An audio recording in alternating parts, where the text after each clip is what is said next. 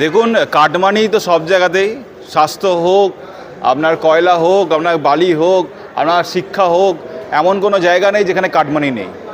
আজকে কাটমানি যে কি চরম জায়গায় পৌঁছেছে, যেটা পশ্চিমবঙ্গের বাসী দেখতে পাচ্ছে, যে হাসপাতালে যে সেলাইন, সেই সেলাইন এবং জীবনদায়ক যে ওষুধ, সেই ওষুধের মানে জাল ওষুধ রোগীদেরকে দেওয়া হচ্ছে, যার কারণে রোগীরা অসুস্থ হয়ে পড়ছে। আজকে প্রত্যেকটা সরকারি হাসপাতালের বাইরে বড় বড় গেট তৈরি করা হয়েছে, ঝাঁ চকচকে গেট, কিন্তু তার ভেতরে যে পরিষেবার কি অবস্থা, কি হাল। আজকে আপনারা দেখলেন কিছুদিন আগের ঘটনা, আমরা বলি, বিভিন্ন টিভি চ্যানেলে দেখিয়েছে, প্রতুল মুখোপাধ্যায় যিনি মারা গেছিলেন, তিনি তার মারা যাওয়ার পর তার দেহটাকে দান করেছেন এসএসকেএমে। তার দেহ এসএসকেএমে আসবে বলে তড়িঘড়ি এসএসকেএমে সমস্ত জায়গা পরিষ্কার করা হচ্ছে, যেখানে নালা নর্দমা, যেখানে নোংরা পড়ে সেগুলোকে পরিষ্কার করা হচ্ছে। মানে কি চরম অরাজকতা চলছে। এই যে আমাদের মমতা বন্দ্যোপাধ্যায়, তিনি স্বাস্থ্যমন্ত্রী, তিনি নিজেই পুলিশ মন্ত্রী, তিনি নিজেই মুখ্যমন্ত্রী, এবং তার তত্ত্বাবধানে এই ধরনের কাজকর্মগুলো হচ্ছে, যার কারণে আজকে আমাদের এই অবস্থা যে একজন বাচ্চা সে গেছে হাসপাতালে, তার বাবা তার সঙ্গে গেছে এবং সে বমি করেছে বলে ডাক্তারবাবু তার বাবাকে বলছে যে আপনি বমিটাকে মুছে দিন। আমাদের এখানে হাসপাতালে কি কোনো সুইপার নেই। তাহলে এই যে এত টাকা আমরা যে ট্যাক্স দিচ্ছি, সেই ট্যাক্সের টাকা তারা কোথায় যাচ্ছে? সবই কাটমানি হয়ে চলে যাচ্ছে ওই ব্যানার্জি পরিবারের বাড়িতে। বাবন ব্যানার্জি উঠে আসার পরে যে সরাসরি সন্দীপ ঘোষ থেকে টাকা তার অ্যাকাউন্টে নাকি দিয়েছে। দেখুন, এই আপনারা হয়তো এই ধরনের মিডিয়া এবং খবর বলছে বলে, তবে ওদের ব্যানার্জি পরিবারের মধ্যে বরাবরই কিছু না কিছু নিয়ে আপনার আছে, কথা কাটাকাটি, আপনার ওদের মধ্যে মারামারি, খাওয়াখাওয়ি, কাটমানি নিয়ে সব কিছু নিয়ে আছে। আজকে আপনাদের একটা জিনিস বুঝতে হবে যে এই যে কার্তিক ব্যানার্জি তিনি কি করেন, তিনি বেসিক্যালি তার ব্যবসা যে প্রমোটিং ব্যবসা, ওই ভবানীপুর কালীঘাট চত্বরে যত প্রমোটিং হয়েছে, বেশিরভাগ প্রমোটিংয়ের সাথে যুক্ত আছেন এই কার্তিক ব্যানার্জি। রিয়েল এস্টেটের ব্যবসা, বাবুন ব্যানার্জি তারও ব্যবসা আছে। এবার কিছুদিন আগের ঘটনা, যেখানে মমতা ব্যানার্জির সাথে বাবুন ব্যানার্জির একটা টাসেল চলছিল, এবং যার কারণে সে মমতা ব্যানার্জির মানে বিস্ফোরক মন্তব্য করেছিল। তাই জন্য তাকে বলেছে ঠিক আছে, তোকে আমার সাথে থাকতে হবে না, তুই আলাদা থাক। কারণ তাকে পদটা থেকে নামিয়ে দেওয়া হয়েছে, তার যে পদ পাওয়ার তার কথা ছিল সেখানে তাকে নামিয়ে দেওয়া হয়েছে, তাকে সেই পদে দেওয়া হয়নি, যার কারণে তার একটা রাগ এবং ক্ষোভ জন্মেছে। সেই জন্য সেটা ও বিস্ফোরক মন্তব্য করেছে, সেটা নিয়ে দল তার মমতা তার ওপর রেগে গেছে। কিন্তু একটা জিনিস বুঝতে হবে, এই সব লোক দেখানো মিডিয়ার সামনে আমাদের মধ্যে ঝগড়া অশান্তি সবই আছে, সেটা লোক দেখানো সবাই জানে, কিন্তু সমস্ত কিছুর কাটমানি যে ব্যানার্জি পরিবারের প্রত্যেকের কাছে বন্টন হয় সেটা সবাই জানে। আজকে আপনি দেখুন না, আপনারা শুধু বাইরে ঝাঁচ দেখতে পাচ্ছেন যে ওই টালির ঘর, অ্যাডবেস্টারের ছাউনি, ভেতরে যে এসি আছে সেটা তো দেখতে পাচ্ছেন না। ঘরের ভেতরে ঢুকে দেখুন, সেখানে এসি আছে, একটা টয়লেট আছে, ঘরের ভেতরে জিমখানার মতন ব্যবস্থা করা আছে, যেখানে ট্রেডমিল, আপনার ফ্রি হ্যান্ড এক্সারসাইজ করার মতো যেসব পুইগুলো হয়। টালি ঘরটাকে মিউজিয়াম, টালির ঘরে সমস্ত কিছু আছে। আর টালির ঘর থেকে বেরিয়ে সামনে একটুখানি এগোলেই দেখবে শান্তিনিকেতন। সে মানে এত বড় বিল্ডিং, যে বিল্ডিং মানে রাস্তার ওপরে, মানে একদম 23 পল্লীর মা দুর্গার অপোজিট সাইডে হচ্ছে বিল্ডিংটা তৈরি হয়েছে। এবং এমনও শোনা গেছে যে সেই বিল্ডিংয়ের যে আসল মালিক ছিল, তাকে জোর জবরদস্তি ভয় দেখিয়ে তার যে আসল যে ওই বাড়িটার যে দাম, তার থেকে 10% মাত্র তাকে দিয়ে সে বাড়িটা কিনে নেওয়া হয়। এরকমও রব উঠেছিল সেই সময়, সবাই জানে এগুলো। আমরা এই মুখ্যমন্ত্রীর কে বলতে শুনেছিলাম যে চন্দন বসু, জ্যোতি বসুর ছেলে, তিনি কি বহু 2 নম্বরই করেছে, ক্ষমতায় এলে তৃণমূল সরকার হলে আমরা তার বিরুদ্ধে তদন্ত করব। আর তৃণমূলের সরকারের 15 বছরের টার্মে পড়েছে। চন্দন বসুকে নিয়ে তো আর তৃণমূলকে একটা কিছু বলতে দিতাম না। সব যখন উনি বিরোধী নেত্রী ছিলেন, ইনি এরকম বহুত কথা বলেছিলেন যে দেখে নেবো, করে দেবো। ওনাকে যে মাথা ফাটিয়ে দিল, তাকে তো ছেড়ে দিল, তাকে তো কিছু করলো না। তাহলে এই যে চন্দন বসু, তাহলে বলে তাকে দেখে নেবো, সেটা কি ব্রিটানিয়া কোম্পানি নাকি ইয়ে সব দেখে নেবো, তার কোম্পানি বন্ধ করে দেবো, অনেক কথা বলেছিল। আজ কি হলো? বেসিক্যালি তখন তিনি যেহেতু বিরোধী নেত্রী ছিলেন, তার মেন টার্গেট ছিল গদি যেহেতু যে মুহূর্তে পেয়ে গেছেন, তিনি মুখ্যমন্ত্রী হয়ে গেছেন, ব্যাস সব ভুলে গেছেন। ও কে আমার বিরুদ্ধে যা করে সব ক্ষমা করে দাও, কারণ আমার তো গদিটা আসল ছিল। গদিটাতে বসা এবং গদির যে একটা মাহাত্ম্য, আমি আগেরবারও আপনার চ্যানেলে বলেছি, তার কি গরম, সে সিংহাসনের ওপরে যে কি ভগবানের অতিষ্ঠিষ্টা আছে আমি জানি না। ওখানে যেই বসে, তার সাথে যা যা ঘটনা ঘটেছে বিগত দিনে সব ভুলে যায়। এই গদির লোভ এবং টাকার যে একটা কি পরিমাণ নেশা, এবং এই যে দুর্নীতির যে একটা চরম জায়গায় পৌঁছে গেছে সরকার, এই সব নেশার জন্য, টাকার নেশার জন্য আজ সেটা মানুষ দেখতে পাচ্ছে। যার কারণে আপনারা দেখুন, এই এসএসসি চাকরি নেই, ঠিক আছে, আজকে সমস্ত স্কুল কলেজগুলো সব বন্ধের মুখে। আজকে প্রাইভেট একটা কোনো বড় এখানে ইন্ডাস্ট্রি নেই। আজকে সেক্টর 5-এ গুটি কয়েক আইডি সেক্টর পড়ে আছে, যেখানে সব দলে দলে মানুষ ভিড় করে বাসে ঝুলে যাচ্ছে। মানে কি চরম অরাজকতা। মানে যে কোনো মুহূর্তে তাদেরকে ছাঁটাই করে দিতে পারে। যার ফলে আজকে আমাদের এখানে লোকেরা কি করছে, 2 নম্বরই কাজকর্ম করতে শুরু করেছে।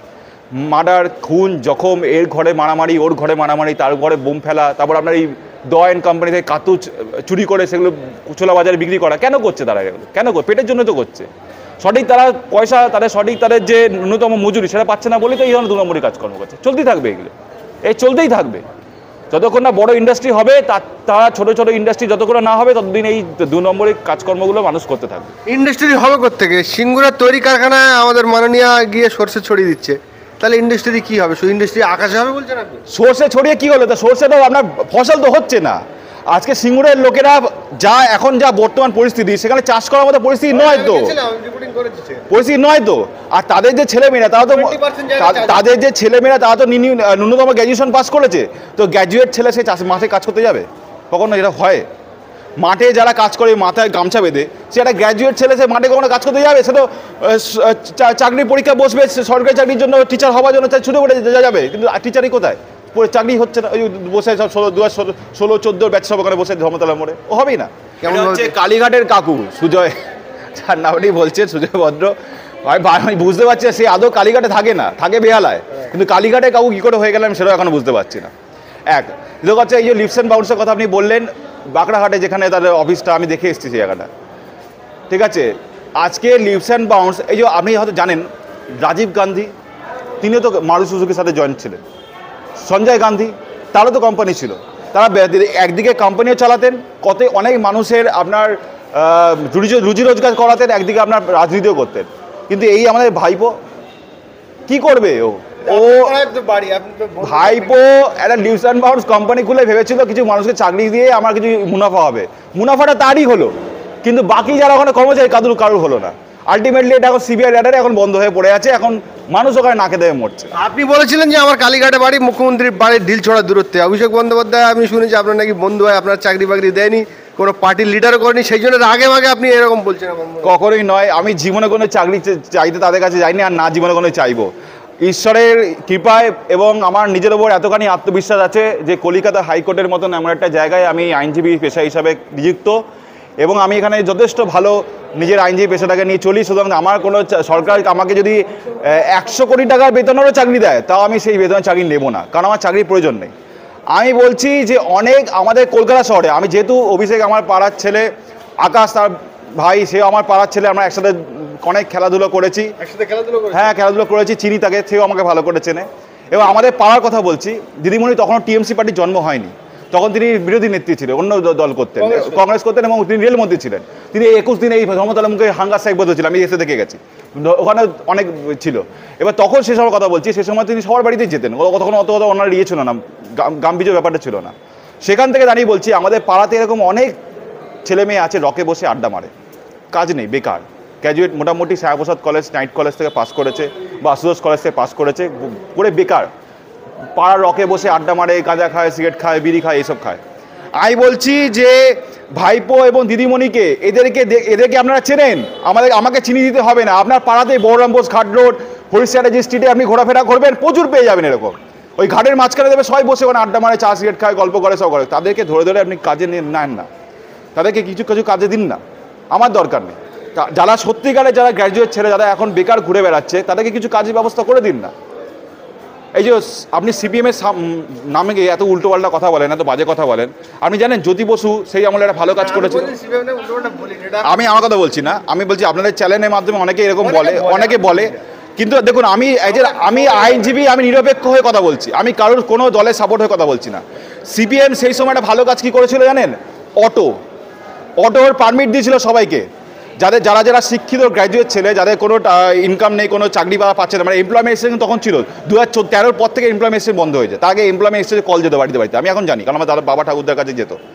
তো যারা এমপ্লয়মেন্ট এক্সচেঞ্জ কল পাওয়ার পরেও ইন্টারভিউয়ের মাধ্যমে চাকরি পায়নি, তাদের কিন্তু অটোর পারমিট দিয়েছিল, যাতে তারা অটো বার করে তারা ন্যূনতম তাদের পেটটা চালাতে পারে।